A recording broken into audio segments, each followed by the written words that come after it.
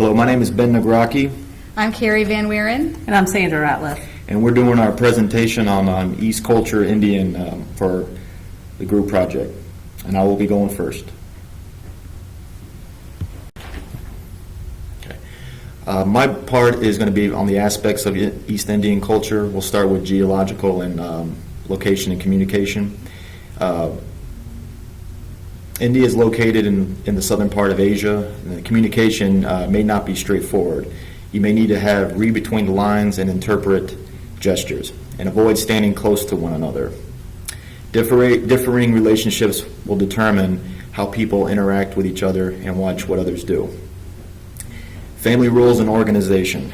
Respect for elders are highly valued in the East Indian culture. Women manage the house, finances, and family. The men are breadwinners in a family conduit with outsiders, such as healthcare workers. Children are often reared by their grandparents. Biological and physical features. The physical characteristics of Indian people are essentially the same. They have various shades of brown skin, straight, curly black hair, for the most part have brown eyes. The Indian people do not have specific physical characteristics that differentiate them from many other different ethnic groups. Some common diseases of East Indian culture range from coronary artery disease, some nutritional deficits, malnutrition, iron deficiencies due to all basically with a vegetarian diet. Diabetes and hypertension, low density lipoprotein or HDL, cholesterol levels, and hyperglycemia. The nutrition part, strictly are vegetarians. Some may eat fish, eggs, and occasional meat for protein. Rice and tea are served at every meal usually. Unleavened wheat bread, vegetables, fruit, yogurt, base foods, and curries. Lentils, ghee, also called melted butter, methi, another word would be fenugreek, and honey are also common ingredients in Indian cultures. Pregnancy and childbearing practices. Cold foods are recommended in early pregnancy to avoid miscarriages. Hot foods are encouraged during the late stages of pregnancy to facilitate labor. Profuse bleeding after delivery may be viewed as a good sign linked to purification of the uterus. Labor and delivery is also often assisted by the elder female family members. Death rituals and spirituality. Belief that the sickness or suffering is a direct result of karma from a past life and can impede symptom control. Family members will desire to be present for their dying family members or patient. Hinduism is a deeply symbolic religion with every facet of its ritual standing for a profound meaning. Hinduism is also one of the world's oldest religions. Some high-risk health behaviors. Many Asian Indians are not aware of basic nutritional factors. Younger generations suffer from nutritional disorders, tobacco and alcohol use, high sexual risk sexual behaviors, stress, and common mental disorders. The high-fat carb intake is associated with obesity and low leisure time activity. Exercise is also something many Indians, especially women, do not do on a regular basis. The treatment and medicines mix fluidly with religion and Indian cultures. Society prefers to treat patients holistically, emphasizing prevention. The majority of Indians use herbal remedies to also cure illness. Root causes for diseases are considered to include many things such as physical ailments, stress, and karma. The attitudes toward healthcare practitioners, seemingly most Indians are loath to use formal human services agencies.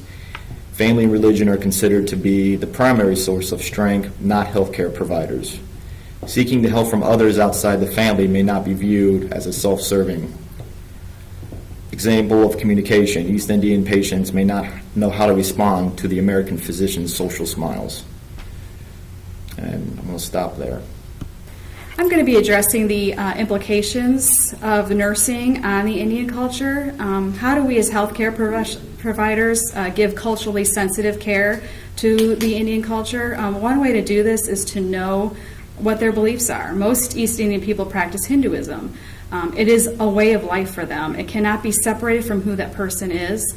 It's the nurse's job to be aware of this and then honor and respect them, no matter how we feel about it. Another important aspect is karma. They think that if they do good things, then good things will happen, and if they do bad things will happen. And this carries over into the health care issue.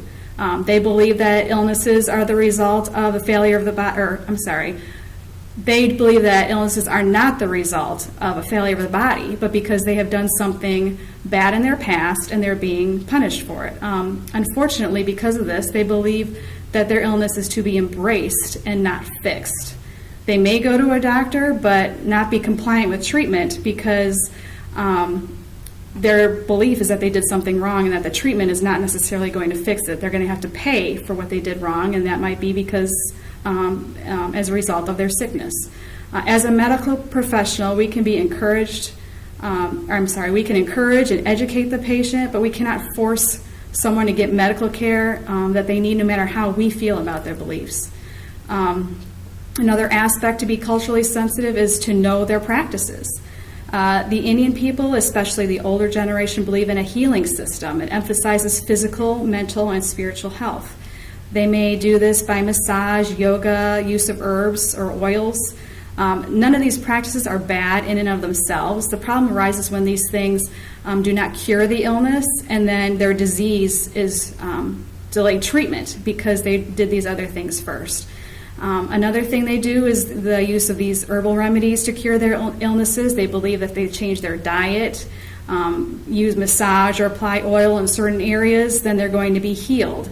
A nurse can certainly validate these things. After all, massage and changes in diet certainly can be beneficial in assisting some illnesses. But this is also a time to offer education, and some of these diseases and cancers simply cannot be fixed by oils and herbs. Some of their background, a lot of Indians arrived in the early 20th century. They were of a lower class system.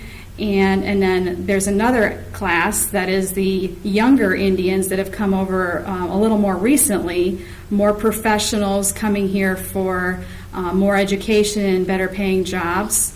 And a lot of these young adults then have had their parents come in and live with them. They've come from India and they're taking care of their grandchildren.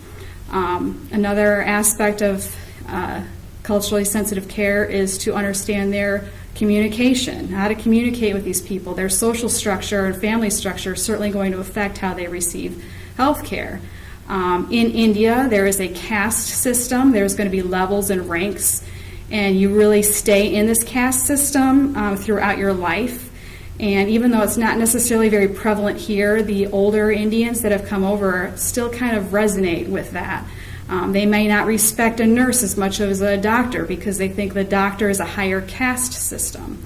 The family structure, like I said earlier, the elders, they're traditional. They live with their children. The extended family is all together in one unit.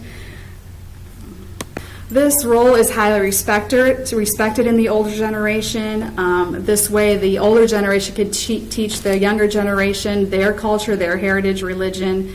The men in the family typically are the breadwinners, and a lot of times the only communication the rest of the family has with the outside world. They may even make most of the decisions even regarding the health of their family. The women manage the house and a lot of times take care of the finances, and then the children are just taken care of by their grandparents. All of these cultures and familial beliefs are strong in the Indian culture. Living in the United States has softened some of these hard lines when it comes to that tight family structure. It's important to understand these dynamics as the healthcare worker seeks to help the family as a whole. Many times if the wife comes in for an illness, you need to address the husband, and she will defer to him in any kind of decisions that need to be made. Language is another important thing. Though many Indians do understand the English language, there are over 300 dialects in the Indian culture. It would be a good idea to have some sort of an interpreter, or even have that male family member come and interpret, especially if it's their mother or father coming in for health care, to have that, making sure that you are showing respect, that you want them to understand exactly what is going on with them. Another important aspect is the body language.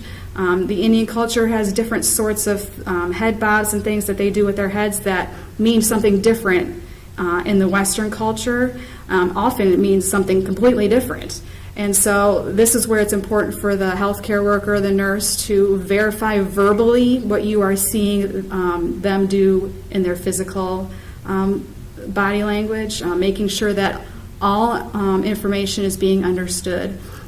As far as health promotion and education, they are devout Hindus and are vegetarian. It's a diet high in protein and high in carbohydrates and low in protein and calcium. It's something important to discuss, especially in the older Indian women, as osteoporosis is a concern. Their diet is high in fat. Obesity is also something that needs to be addressed, as they don't exercise very often. Fasting is a common practice among the Indian culture. They believe that fasting improves the welfare of the family.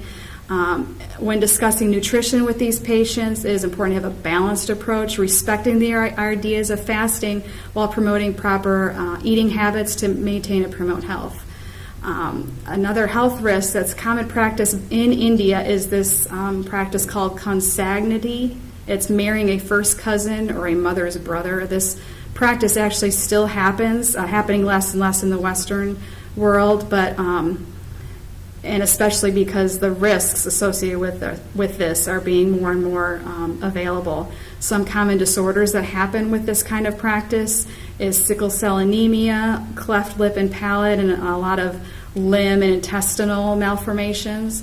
Diabetes is another common health risk among East Indians, possibly because of the diet and lack of exercise, especially in the older generation. And the belief that clarified butter strengthens the body and promotes health. Vitamin D deficiency is common in this population with women in particular, and so they are at risk for musculoskeletal disorders. Preventative care, the Indian culture is more likely to try herbal remedies, rest, and oils first, rather than seeking a doctor for advice on preventative care. As far as respecting their beliefs, they have very particular ideas about birth. They would rather have their family be a part of that. The man is not involved in a birthing process. Death, many people desire to be at home. Some even go back to India because they would rather die there. They do not want healthcare workers to be touching the body after a person has died, so they defer to the family. The family wants to wash them, and they perform these rituals to take care of the body. All in all, it is important for healthcare workers to be aware of these customs and beliefs. Understanding the family structure will help healthcare workers work with families as they make decisions about their care. There are many ethical issue dilemmas that could be experienced within the health care system with this type culture. Some of these include language barriers, values and family roles and beliefs, diet, nutrition preferences, and also honoring specific traditional religious beliefs and practices involving health care. A lot of these things have already been discussed, but I'm going to kind of go over them again and be a little bit more specific with resolutions to these ethical issues. The first being that providing culturally competent care to the Asian and Indian culture begins first with the provider-patient care relationship. This is very important. That is why it's detrimental that the primary responsibility of our health caregivers are to educate themselves on this diverse and interesting culture to provide the best quality and competent care for this population. Modesty is highly valued, so maintain strict privacy and isolated rooms when exposing the patient. Also, women should avoid direct eye contact with men because that can be misconstrued as a romantic sexual interest. There might be issues related to the hospital-issued patient attire, the gowns, not feeling like they're appropriate and comfortable in being in that type clothing. So you can encourage the patients to use other options, including maybe bringing something from home that their family might bring in just to help them feel more comfortable. It is also important in this population to include the family in every decision that they make, including healthcare decisions. So after, of course, you get consent from the patient of what family members that they would like to include their care decisions, you want to make sure you do honor that, because it is very important in their beliefs. As far as religious practices and traditions, primarily, as my group colleagues have already mentioned, that the primary religion that this population practices is Hinduism. With that religion, they believe in karma. Karma, believing that past issues, past problems or wrongdoings has caused this illness. Both practice of Western and holistic medicine is introduced in this population. But when faced with a choice to use either one, primarily they choose to go towards the holistic care, home remedies. And if it's okay with the care and not going to impede any part of their health care in any kind of way, then we should honor that. Jewelry is also considered sacred, certain pieces of jewelry. In Hinduism, a lady wears or puts a red dot on their middle of their forehead for religious reasons. Those things need to be honored and allowed when appropriate in the healthcare setting. Also, the other thing that is hospital food is another issue that can affect most Asian Indians, because their diet usually is vegetarian or vegan. And the reason why this is, again, is because of Hinduism. That's a primary belief and practice in that religion. Usually bland diets in the hospital are served. The essence of this culture is its spices. So we can do things like consult the dietitian and nutrition and find out the patient's preferences on choosing their own meals. A lot of meats are excluded in this dietary culture, including pork, beef. So those things need to be looked at and honored. Gelatin is, believe it or not, made from animal products. It's made from bone and cartilage. So if they're on a clear liquid diet or they have swallowing difficulties, and gelatin is recommended to help, with their diet, then we could use other things, other substitutions that don't have animal products in it, including kosher type gelatins. We can also allow the family to bring in home-cooked meals and spices when permitted by the dietitian or physician as ordered, if not contraindicated with their diet. Asian Indian culture is a diverse and interesting culture that involves many cultural beliefs and practices. This can produce many ethical dilemmas and issues within the provider-patient care relationship, causing these negative outcomes with patient care. This can be experienced also in any other culture that we experience while taking care of patients. This is why it is most crucial to preventing this negative outcome for the provider to be aware of these cultural differences and allow for patient self-centered care autonomy.